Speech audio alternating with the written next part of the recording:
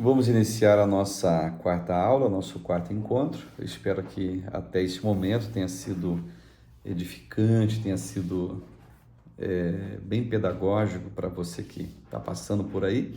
E como eu falei lá na primeira aula, compartilhe com outras pessoas. Esse curso é gratuito aqui no YouTube, tá?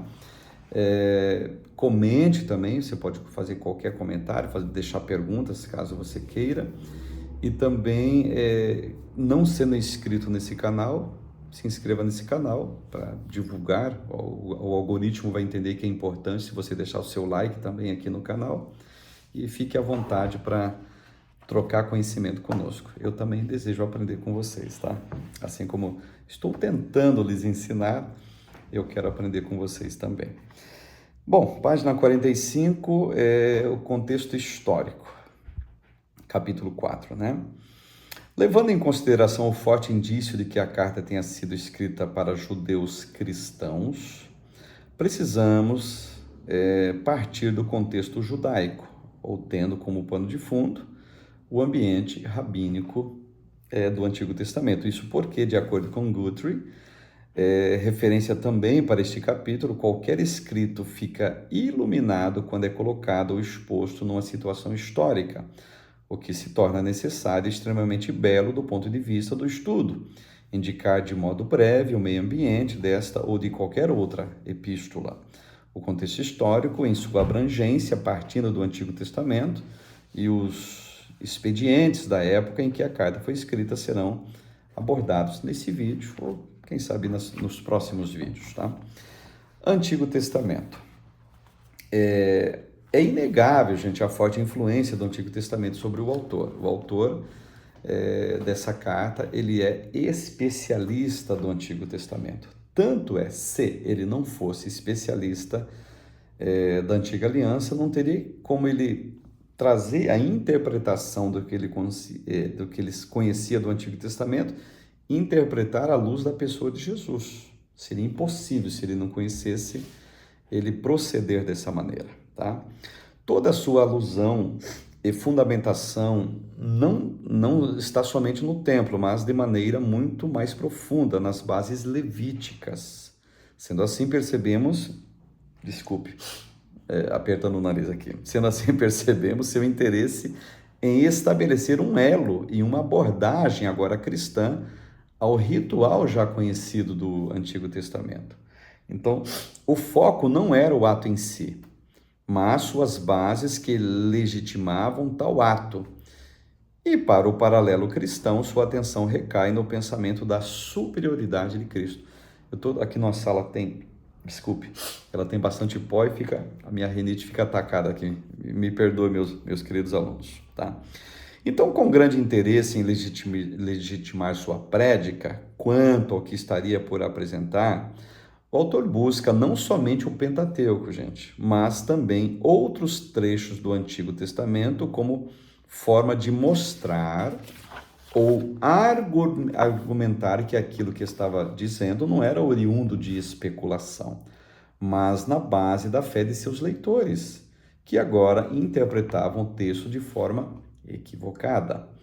Ele está se referindo, por exemplo, ao Salmo 110, versículo 4. Jurou o Senhor e não se arrependerá. Tu és um sacerdote eterno, segundo a ordem de Melquisedeque.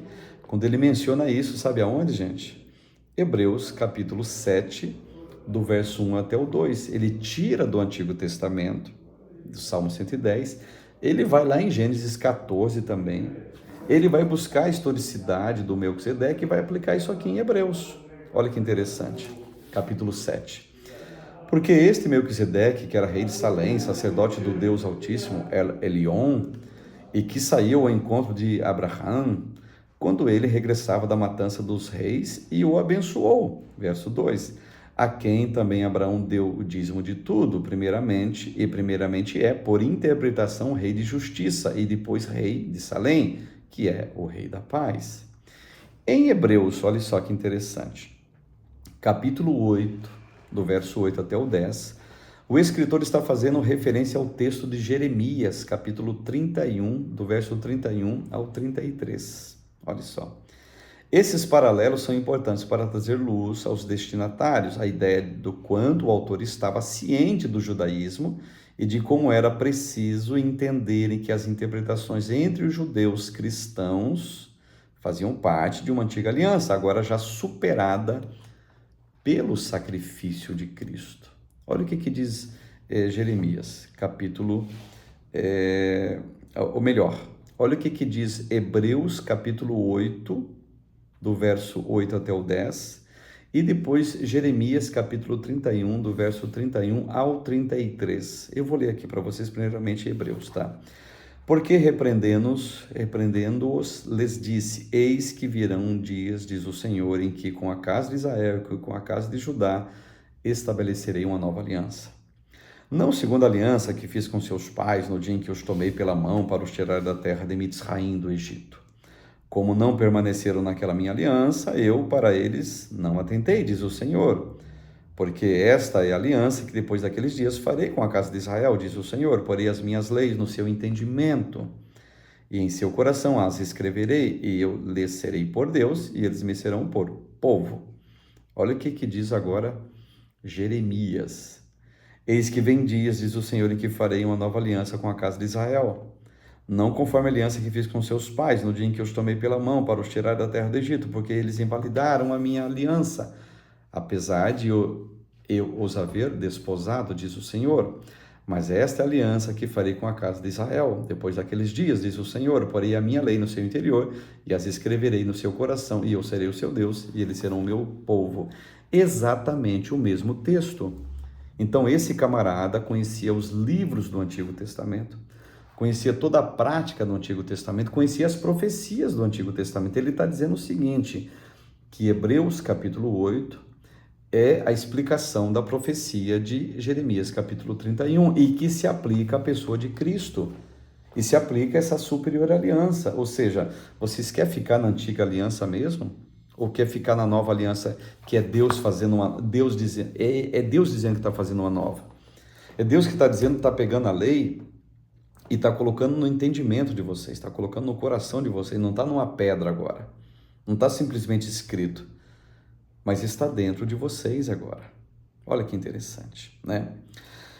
Os de Qumran, observe, página 47. Ainda dentro do contexto histórico, também precisamos descobrir se o desenvolvimento da seita judaica em Qumran, os essênios, teve qualquer relevância para a produção da epístola. É razoável pensar que o contexto sugere certa conexão, quem sabe indireta, entre o conteúdo e a razão da carta e o que acontecia na comunidade de Qumran.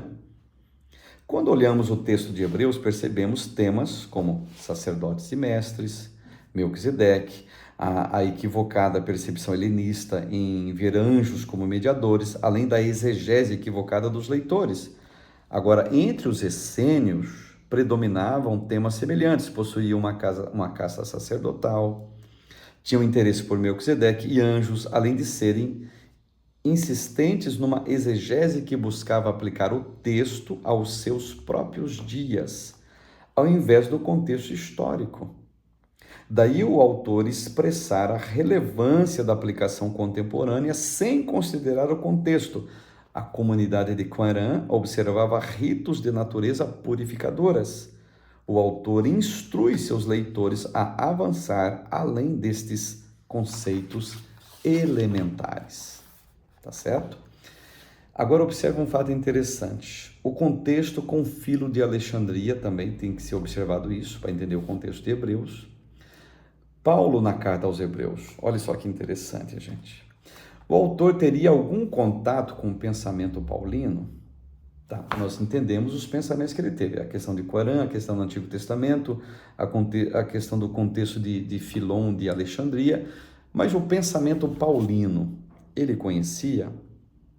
Ele aplicou alguma coisa de Paulo, ou dos escritos de Paulo nas suas epístolas, por exemplo, dentro da carta aos Hebreus? Porque Paulo não foi o que escreveu. Mas o pensamento paulino a gente deve analisar para olhar para Hebreus. Então, o autor teria algum contato com o pensamento paulino? Sua abordagem pode ser considerada um desenvolvimento da posição de Paulo? Apesar dos argumentos contrários à autoria de Paulo, da carta aos Hebreus, não podemos negar que ela está recheada da teologia paulina. E aqui embaixo, gente, na página 49, nós temos um pequeno quadro aqui que mostra o que está escrito em Hebreus e o pensamento de Paulo em várias cartas que ele escreveu. Então, sem dúvida nenhuma, o autor conhecia, no mínimo, os escritos de Paulo.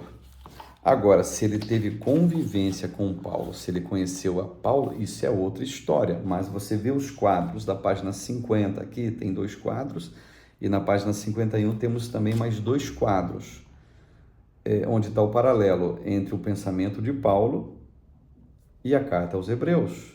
Então, com certeza absoluta, o autor teve contato com o pensamento paulino e sanciona o pensamento paulino e sanciona também essa tese, também não é quase que uma convicção de que sim, ele teve influência de Paulo para escrever essa carta. E não foi o Paulo, mas ele teve influência de Paulo. Ele conheceu Paulo, provavelmente. Pode ser que tenha convivido com Paulo, pode ser que tenha aprendido com Paulo, pode ser que tenha pedido sugestões para Paulo. Então, as linhas de pensamento nessa questão da carta aos Hebreus são várias, atrelados à ideia de que conhecia ou não conhecia Paulo, conviveu ou não conviveu com Paulo, aprendeu de Paulo ou não aprendeu de Paulo, pelo que a gente vê, com toda certeza. Muito bem, iniciando o capítulo 5, a teologia da carta, página 53. Ao analisarmos a carta, não teremos dificuldades em localizar os principais assuntos. Entretanto, não teremos a mesma facilidade para verificarmos como tais se encaixam entre si, levando em consideração que, mesmo diante dos vários temas e dos impasses de ligação entre eles, o autor teve o cuidado de não os misturar, até pela sequência literária da carta. Principais assuntos da carta. Principais assuntos dela. Do que vai se tratar os principais assuntos? Muito bem. Página 54. Jesus, o Filho de Deus, é um dos assuntos centrais da carta. A pré-existência do Filho Eterno, Cristo, é um dos assuntos da carta também. A humanidade de Cristo é tratado na carta. Então, vocês observam que todos esses pontos aqui têm a ver com teologia paulina. Muita coisa do que Paulo ensinou está sendo reafirmado na carta aos Hebreus. A linha de pensamento teológica agora é a mesma linha de pensamento de Paulo. Exemplo, nós temos aqui, página 56, a exaltação de Jesus, tá? Os assuntos principais. Página 57, sacerdote segundo a ordem de Melquisedeque. Olha o que o texto de Hebreus, capítulo 5, versos 6 a 10 diz. E diz, no outro lugar, tu és sacerdote para sempre, segundo a ordem de Melquisedeque. Durante os seus dias de vida na terra, Jesus ofereceu orações e súplicas em alta voz e com lágrimas, àquele que o podia salvar da morte, tendo ouvido por causa da sua reverente submissão. Sendo ouvido, aliás, né? Embora filho, ele aprendeu a obedecer por meio daquilo que sofreu. E uma vez aperfeiçoado, tornou-se a fonte de eterna salvação para todos os que lhe obedecem, sendo designado por Deus sumo sacerdote, segundo a ordem de Melquisedeque, que é superior ao sacerdócio de Arão. Tá certo? Melquisedeque, ele surge, e a Bíblia o designa como sacerdote 500 anos antes do aparecimento do sacerdócio de Arão. Tá? Então, é desse sacerdócio, que é tirado o sacerdócio de Cristo e que coloca como um dos temas centrais da carta aos Hebreus, colocando Jesus numa posição elevadíssima, a posição que ele tem que estar. Então, se os hebreus aqui estivessem pensando, não, a gente tem que sair aqui agora do cristianismo, vamos voltar ao judaísmo. Eles iam voltar para quê? Para os braços de um sacerdote, da dependência de um sacerdote, dependência de um mediador. O que o escritor está dizendo, pessoal? Se vocês creem em Abraão, vocês creem em Melquisedeque, né? E se vocês creem em Melquisedeque, ele é um sacerdote do alto, ele é um sacerdote eterno. Esse Jesus é da classe de Melquisedeque. E aqui eu não vou entrar nem no conceito de Melquisedeque teofania, sendo Jesus no Antigo Testamento, não vou nem entrar nesse conceito agora. Mas o que o escritor está dizendo a esses hebreus que agora estão com dúvidas da sua fé ou da sua, digamos assim, devoção a Cristo? Ele está colocando o seguinte: vocês têm um sacerdócio superior. Cristo é superior a tudo aquilo que vocês esperavam, tudo aquilo que vocês orbitavam a fé de vocês na antiga aliança. Cristo, ele tem um sacerdócio superior. Em resumo, ele está dizendo o seguinte: já que Jesus é superior, para que voltar para algo que é menor, que é inferior? Ou seja, permaneçam em Cristo.